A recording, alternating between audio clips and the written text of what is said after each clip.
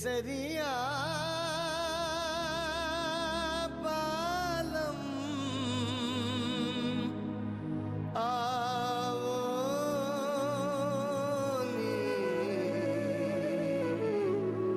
पधारो नी मारे देश। हेलो एंड वेलकम, नमस्कार, सलाम वालेकुम। मैं हूं अंकित वेंगुर्लेकर और सीएनबीसी आवाज के चुनावी स्पेशल खास श्रृंखला में आपका फिर से एक बार स्वागत है।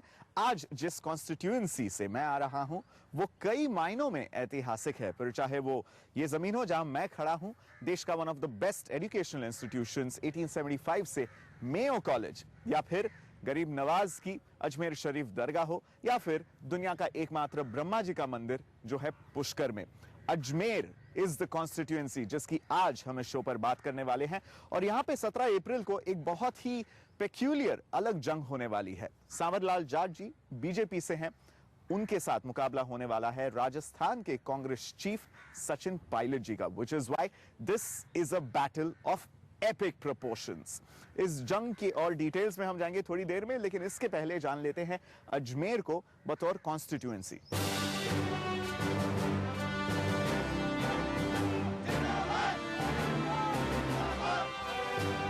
अजमेर में चुनावी माहौल तप रहा है। यहाँ की चुनावी रणभूमि में दूसरी बार उतरे हैं इस सीट से मौजूदा सांसद कांग्रेस के सचिन पायलट, और उन्हें चुनौती देने के लिए बीजेपी ने उतारा है सांवरलाल जाट को, जो वसुंधरा सरकार में मंत्री भी हैं।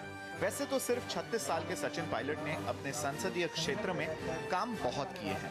केंद्र में कॉर्पोरेट अफेयर्स मंत्री भी हैं और युवाओं के बीच बेहद पॉपुलर हैं।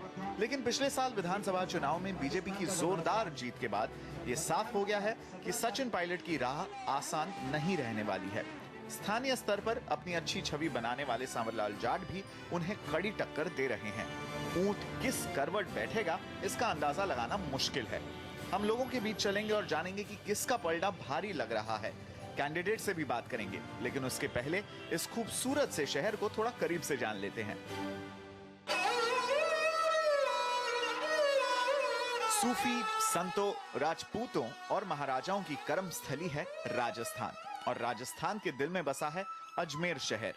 7वीं सदी में बसा ये शहर इसके धार्मिक स्थलों की बदौलत पूरी दुनिया में पहचाना जाता है। इनमें से पहला गहना है ख्वाजा हजरत मोइनुद्दीन चिश्ती की दरगाह अजमेर शरीफ।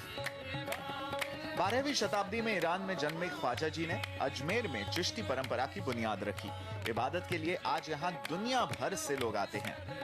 पृथ्वीराज चौहान के ज़माने में हुजूर गरीब नवाज हिंदुस्तान आए थे और ख्वाजा साहब को यहाँ पर विशेष भेजा गया है क्योंकि हज के दौरान only for Muslim caste allowed है।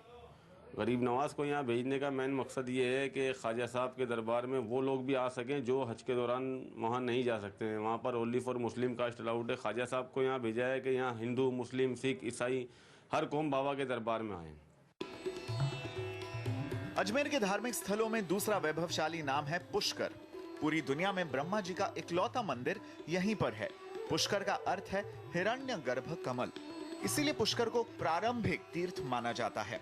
समुद्र तल से 1580 फीट की ऊंचाई पर और तीनों तरफ से अरावली पहाड़ों से घिरे पुष्कर को देखने दुनिया भर से लोग आते हैं। काफी हद तक यहाँ की इकोनॉमी टूरिज्म पर ही टिकी है। सैलानी खूब आते हैं, लिहाजा शहर के इंफ्रास्ट्रक्चर पर खासा असर पड़ता है। हमने बात की भरमवार परिवार से, जो लगभग 100 सालों से अजमेर के जाने माने उद्योग घरानों में से एक हैं। इंग्लिश एंड एजुकेशन हब जो अजमेर का रहा है ब्रिटिशर्स के टाइम से, वो राजस्थान में कहीं भी नहीं था। जयपुर से, कोटा से, उदयपुर से आप ले लें तो अजमेर बच्चे पढ़ने आते थे। 1875 में बने मेयो कॉलेज को अजमेर के शैक्षणिक इतिहास में अलग मकाम हासिल है। किसी जमाने में यहाँ के क्लासरूम राजघराने के वारिसों से गुलजार रहते थे। आज भी मेयो कॉलेज दुनिया भर की कंपनियों और पॉलिटिकल पार्टियों के लिए जमकर टैलेंट मुहैया कराता है। एजुकेशन तो वर्ल्ड क्लास है ही, इंफ्रास्ट्रक्चर भी साल दर साल बेहतर हुआ है। लेकिन अजमेर की कुछ मुश्किलें जस की तस हैं। आज भी इस शहर की सबसे बड़ी दिक्कत है पानी। अजमेर की प्रॉब्लम्स बेसिकली, अजमेर ग्रो नहीं कर सका, इंडस्ट्रियली भी ग्रो नहीं कर सका, क्योंकि यहाँ पे पानी की प्रॉब्लम थी। पानी का हमारा कोई लोकल सोर्स नहीं था। अंडरग्राउंड हमारे को पानी नहीं मिलता था। और एक अजमेर की स्थिति थी जब यहाँ पे 96 घंटे के अंतराल में लोगों को पीने का पानी मिलता था।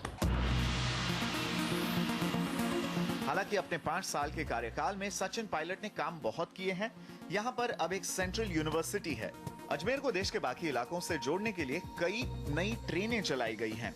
ट्रैफिक को दुरुस्त करने के लिए कई फ्लाईओवर्स बने हैं। इसके अलावा पायलट ने शिक्षा में भी कई नए प्रोजेक्ट्स को अंजाम दिया। केकरी में एक नया आईटी इंस्टीट्यूट स्थापित किया, सैकड़ों गांवों में स्कूल और पीने का पानी मुहैया करवाया। इसके अलावा किशनगढ़ में एक एयरपोर्ट भी प्रस्तावित है। सचिन पायलट ने मेहनत की है और उनकी मेहनत दिखती भी है, लेकिन राजस्थान के बाकी इलाकों की ही तरह अजमेर में भी जातीय समीकरण काफी अहम रहने वाला है। और इस समीकरण का फायदा उठा सकते हैं बीजेपी के सांवरलाल जाट, जो राज्य के जल संसाधन और लोक निर्माण मंत्री हैं। पुष्कर हालांकि एक हिंदू धर्म स्थल है, लेकिन यहाँ लगभग 32% आबादी मुस्लिम है। पुष्कर में गुज्जर, कोली, मेघवाल और दलित वोटरों की तादाद भी काफी ज्यादा है, जो सालों से कांग्रेस का वोट बैंक रहा है। वहीं अजमेर, जहां ख्वाजा गरीब नवाज की दरगाह है, वहां सिर्फ 11% मुसलमान हैं। साथ ही वही अजमेर का जाट, सिंधी और रावत समाज ज्यादातर बीजेपी को समर्थन देता आ रहा है। ठाकुर दोनों ही पार्टियों में बटे हैं। कॉर्पोरेट अफेयर्स मंत्री सचिन पायलट गुज्जर समाज से ताल्लुक रखते हैं और 2009 में वो 76,000 वोटों से जीतकर संसद पहुंचे थे। देखना दिलचस्प होगा कि यहाँ के जातिगत समीकरण को इस बार भी वो कैसे अपने पक्ष में करते हैं। हालांकि अजमेर शहर पुश्तों से एक धार्मिक और शैक्षिक स्थल रह चुका है, लेकिन शहर का इंफ्रास्ट्रक्चर बेहद खस्ता है और आने वाले चुनाव में सचिन पायलट और सांवरलाल जाट जी के सामने इंफ्रास्ट्रक्चर अपग्रेडेशन एक बहुत बड़ा मुद्दा रहने वाला है। वक्त एक छोटे से ब्रेक का इस खास शो पर, लेकिन कहीं मत जाइएगा, बिकॉज ब्रेक के बाद अजमेर कॉन्स्टिट्यूएंसी के 2 सबसे बड़े कैंडिडेट्स सांवरलाल जाट जी बीजेपी से और कांग्रेस से सचिन पायलट, इन दोनों से होगी हमारी मुलाकात।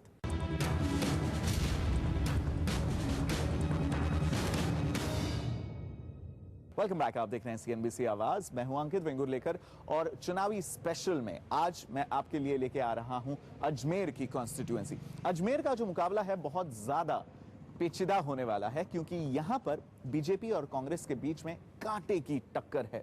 हालांकि पिछले साल वसुंधरा राजे ने यहां पर सरकार जीत ली है and it is a BJP government in the state, लेकिन सचिन पायलट जी यहां पर एक स्वीट आर्ट है।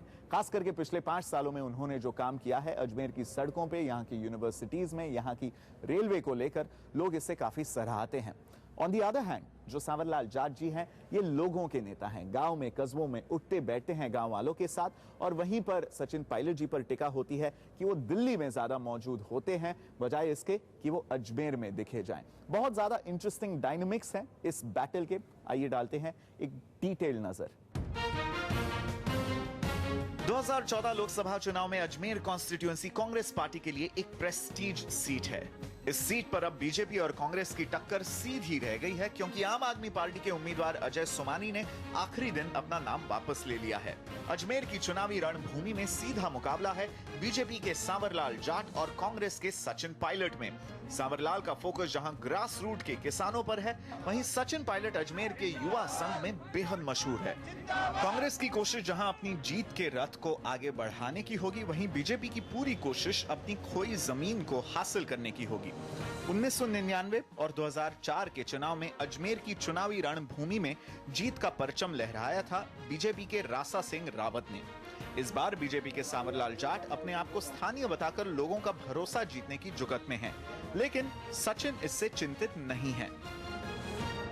सचिन जी, 2009 से आपने काफ़ी कुछ अजमेर में काम किया है। इनफैक्ट आपके जो प्रत्याशी हैं, सबसे बड़ा मुद्दा वो यही उठाते हैं जो बीजेपी के सांवरलाल जाट साहब हैं कि आप यहाँ के स्थायी नहीं हैं, और वो चूंकि स्थायी हैं, लोगों के सुख दुख में, गम में उनके साथ मिल बैठते हैं, तो वो एक बड़ा मुद्दा इसे बना रहे हैं। और जायज़ है, आपके पास न सिर्फ अजमेर बल्कि पूरे राजस्थान के कांग्रेस को संभालने का जिम्मा है। देखिए, मैं समझता हूँ कि जो जनप्रतिनिधि होता है, जो पार्लियामेंट में कॉन्स्टिट्यूंसी को रिप्रेजेंट करता है, उसके कई मापदंड होते हैं उसको आंकने के, और सबसे बड़ा आंकड़ा होता है जनता उसके बारे में क्या सोचती है। और पिछले 5 सालों में हमने जो विकास के काम अजमेर में कराए हैं, वो पिछले 30 साल से नहीं हुए। मुझसे पहले जो सांसद थे वो 5 बार चुने गए, लेकिन यहाँ पर विकास के नाम पर कुछ दिखने को नहीं मिला।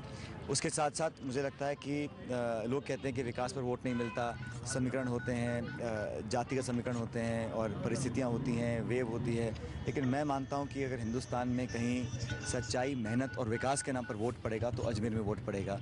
अजमेर के लोगों ने हमको बड़ा समर्थन दिया है और इन 5 सालों के अंदर हमने सबको साथ लेकर काम करने की कोशिश की है। और बहुत महत्वपूर्ण ये होता है कि आपकी डिलीवरी क्या है, आपकी प्रोडक्टिविटी क्या है। और मुझे अच्छा अपॉर्चुनिटी मिली क्योंकि मैं मंत्री बन गया था, तो बहुत से ऐसे बड़े बड़े प्रोजेक्ट्स हैं, इन्वेस्टमेंट्स हैं जो हज़ारों करोड़ के हैं, वो आज अजमेर में हुए हैं। और यहाँ का नौजवान, यहाँ का हर व्यक्ति अपने आप को हमसे उसकी आस्था हमारे में जुड़ी हुई है। और मुझे लगता है कि यहाँ का जो परिणाम आएगा, पिछली बार कुछ जीत का अंतर था हमारा, उससे ज़्यादा आएगा। Okay, but you know at the national level Sachin ji, it is without a doubt एक किस्म से वेव चल रही है जिसे लोग मोदी वेव कह रहे हैं। मे बी एक मीडिया क्रिएटेड मिसनॉमर है, नेम है, जो भी है, बट इट इज़ देयर। रोज़ न्यूज़ चैनल्स पे हम देख रहे हैं, शोज़ में जहाँ पे आप और आपके कलीग्स भी शरीक होते हैं। तो क्या स्ट्रैटेजी रहेगी इस वेव को कॉम्बैट करने की? वेव वगैरह है, ये शाम को 6 से 9 टेलीविज़न में रहती है वेव। अच्छा। लेकिन गांव में हम लोग घूमते हैं, अलग अलग कस्बों में जाते हैं, लोगों से बात करते हैं। लोग चाहते हैं ऐसा व्यक्ति जो उनका अपना बन के दुख सुख में भागीदार रहे, जो उनके स्थानीय क्षेत्रों के काम कराए।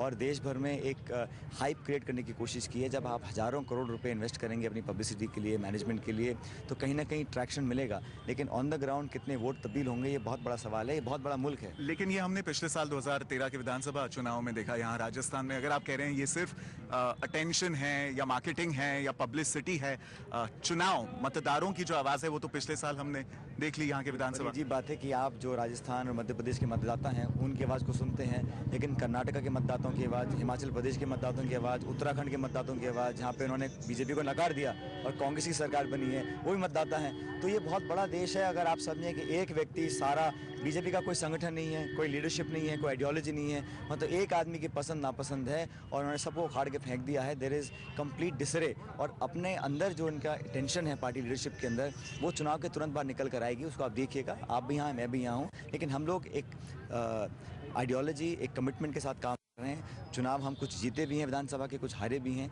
लेकिन लोकसभा का चुनाव एक नेशनल पर्सपेक्टिव में होता है। और जहाँ तक मेरे राजस्थान की बात मैं बता दूँ आपको, पिछली बार हम लोग 20 सांसद चुने थे 25 में से। इस बार कम से कम उतने जीत कर जाएंगे हम। 4 महीने में सरकार के खिलाफ माहौल बना है। लोग, जनता जो है वो कांग्रेस के साथ जुड़ना चाहती है। And I am fully confident of repeating our last times performance. All the best to you, may the best man win. Thank you. तो सचिन का कहना है कि लोकसभा के चुनाव अलग होते हैं, लेकिन जीत के लिए क्या है बीजेपी की रणनीति, आइए जानते हैं। क्या वो खास चीजें हैं अजमेर में जो आपको लगता है आपके पक्ष में काम करेंगी सावर लाल जी? देखिए, मैं 90 से बराबर राजनीति में हूँ। एमएलए बनता आ रहा हूँ, मंत्री बनता आ रहा हूँ। मैंने इस जिले के लिए बहुत काम करवाए, पूरे राजस्थान में बहुत काम कराया। और वही काम और जनता के साथ जो कार्यकर्ताओं के साथ जो व्यवहार है वो भी काम कर रहा हूँ। जी, आपके जो प्रत्याशी हैं कांग्रेस पार्टी के, सचिन पायलट जी हैं, युवा नेता हैं और कहा जा रहा है कि उस चुनाव में जो युवा पीढ़ी है वो और उनकी राय काफ़ी मायने रखने वाली है। तो इनके बारे में क्या राय है आपकी? मेरे तो कांग्रेस प्रत्याशी से कोई मतलब नहीं, लड़ेगा कोई भी हो, और जनता और युवा लोग सारे बीजेपी के साथ। तो बीजेपी भी दावा कर रही है कि युवा उसके साथ हैं। बीजेपी के बाकी नेता भी अपने काम की बदौलत जीत का दावा कर रहे हैं। राजस्थान में श्रीमती वसुंधरा राजे जी के आते ही हमने बिजली, सड़क, पानी जो एक प्रमुख मुद्दे रहते हैं जिसके बारे में हर व्यक्ति बात करता है, उस पर तो काम शुरू किया है। किसानों के लिए फसल बीमा योजना की बात हुई है। 6 घंटे कम से कम किसानों को बिजली देने की जो बात हुई है वो शुरू भी हो गई है। और जहाँ तक शहरी क्षेत्रों में है, पूरी कोशिश की है 24 घंटे बिजली को किया जाए। पानी का सवाल है कि पीने का स्वच्छ पानी हर क्षेत्र के अंदर उपलब्ध करा जाए, उसके बारे में हमने बहुत काम भी किए हैं और वो आपको रिजल्ट्स देखने को भी मिलेंगे। जहाँ तक सड़कों का सवाल है, 5 साल के अंदर सड़कों की बहुत बदहाली हालत है। गांव से लेकर जो अटल बिहारी वाजपेयी ने जो ग्रामीण सड़क योजना शुरू की थी और जो गोल्डन क्वाड्रेंगल का काम शुरू हुआ था, स्वर्णिम चतुर्भुज, उसके अंदर जो काम हुआ उसके बाद से शायद कोई 5 साल में कोई काम नहीं हुआ। हमारी कोशिश है कि एक बार फिर से उनको नई ऊंचाइयों पर ले जाएं और लोगों को एक कम से कम आवागमन के साधन तो हम ढंग से उपलब्ध कराया जाए। इस मामले में बहुत कोशिश की है। अजमेर की चुनावी जंग बहुत ही रोमांचक होने वाली है। क्या धर्म के आधार पर वोट डाले जाएंगे या डेवलपमेंट के एजेंडा को प्राधान्य मिलेगा? क्या रूढ़ी और परंपरा से लोग अपने ही पार्टी को वोट देंगे या फिर युवा पीढ़ी पूरी तरह से एक नया ट्रेंड कायम करेंगी? इन सारे सवालों के जवाब 16 मई को पता चलेंगे, लेकिन तब तक हमारी नजर जरूर बने रहेगी अजमेर पर। वक्त एक छोटे से ब्रेक का, और उसके बाद पता करेंगे कि अजमेर की जो जनता है किस पार्टी की तरफ उनका सबसे ज्यादा रुझान है।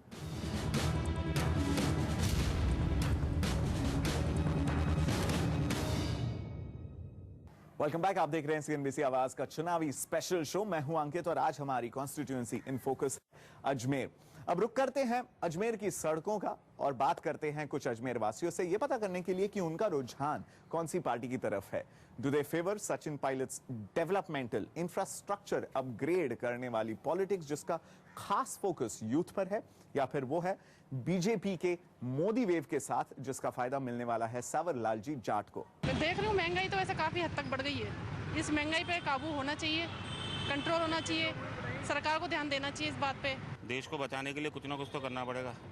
कब तक भ्रष्टाचार, महंगाई, ये सब का मार झेलेंगे हम लोग। इसलिए हम लोग चाहते हैं एक बार मोदी जी को भी आजमा कर देखें। अजमेर में विकास को देखते हुए सचिन जी विजय होगा।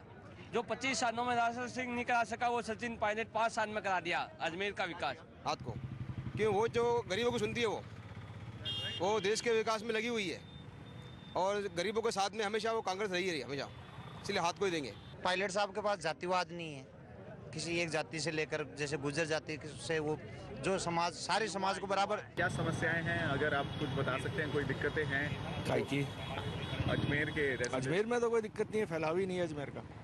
लेकिन जो यहाँ के वो रह चुके हैं एमपी सचिन पायलट साहब, वो उनके दर्शन ही नहीं होते। जो हम कुछ चेंज चाहते हैं, कांग्रेस को देते आ रहा है, 10 साल से कांग्रेस है यहाँ पे, लेकिन कुछ फ़ायदा नहीं है। हाँ, कुछ फ़ायदे हुए भी हैं, जैसे दवाइयाँ ववाइयाँ फ्री मिलती थी, लेकिन उससे कुछ फ़ायदा नहीं है। लेकिन और चीज़ों में ज़्यादा बढ़ोतरी है, जैसे गैस की, पेट्रोल की, हर की सबकी कीमतें बढ़ती जा रही है। कुछ चेंज चाहिए हमारे को। महिलाओं को सबको गहना अच्छा लगता है, हीरा पहनना अच्छा लगता है, तो हीरा है सदा के लिए। Sachin Pilot is a hero. Congress ने विकास नहीं किया है, विकास अगर किया है तो देख नहीं रहा है। आम लोग जो है, दुकानदार लोग हैं, उन लोग के लिए कुछ खास नहीं किया, कुछ परफॉर्मेंस नहीं है। दुकानदार लोगों को इतना मुनाफा नहीं मिलता है। अगर बीजेपी आएगा, थोड़ा महंगाई कम होगा, मिडिल क्लास आदमी है जो 15 से 20 हज़ार महीने कमाता है, वो चलता कहाँ से है? गरीब आदमी मर जाता है। मिडिल क्लास आदमी है, बीजेपी सरकार आएगी, एक उम्मीद है, अगर महंगाई कम नहीं हुई तो कम से कम उसको बढ़ाएंगे नहीं। पिछली बार जो आपने विधानसभा में देखा वो उसमें बहुत परिवर्तन हो चुका है। अब लोग समझ गए हैं कि उनके झूठे वादे हैं और झूठे समय। नरेंद्र मोदी गुजरात में क्या करा नरेंद्र मोदी ने, जो राजस्थान में हमारे सचिन पायलट जी ने करा है।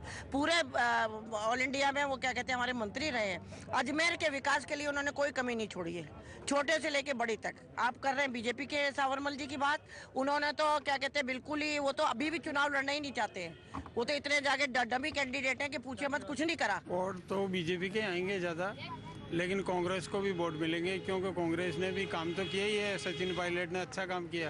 अब काम तो क्या जी, हर एक काम करता है, लेकिन अब पार्टी कांग्रेस है, इसलिए हम तो कांग्रेस को ही देते हैं, चाहे सचिन पायलट जी खड़े हो चाहे कोई भी खड़े हो। तो जब भी सरकार आती है, सब युवाओं को कह देती है कि भाई कि हाँ साहब इतने 20 लाख को नौकरी लगाएंगे, 25 लाख को लगाएंगे। और जब सरकार आती है तो कोई उसका पूछने वाला नहीं है। सरकार ने अभी 60 दिवसीय कार्य योजना में बहुत घोषणाएं तो बहुत की, अभी तक कुछ हुआ है नहीं। मौके पे जाए, इन्होंने 610 घोषणाएं की थी वसुंधरा राजे ने, अभी मुश्किल से 2 घोषणाएं पूरी की। उसमें एक कर्मचारियों की तनख्वाह बढ़ाई थी उनकी, वो 1000 रुपये 2000 रुपये। उसके अलावा तो मुझे तो कुछ नहीं लगता वो इन्होंने कोई घोषणा पूरी की। तो चाय वाला हूँ, चाय वाले को वोट दूंगा। 30-40 साल से हूँ यहाँ पे, 30-40 साल से बहुत सी सरकार आई है, बहुत सी गई है।